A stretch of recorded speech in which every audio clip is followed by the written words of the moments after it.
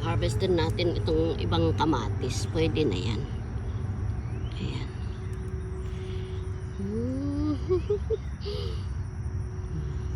Sa baba.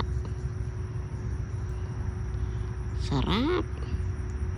Makapag-ano tayo ng maalat na itlog. Ito din, meron na. Ayan. Meron ng bunga. Ayan, ganda.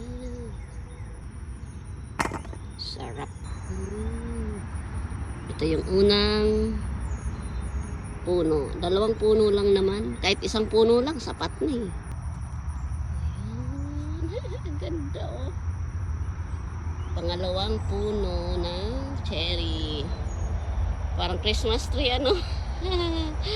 Ganda mula sa taas yan. Hanggang taas yan. Ayan. Kaya kahit 1 puno lang pwede na.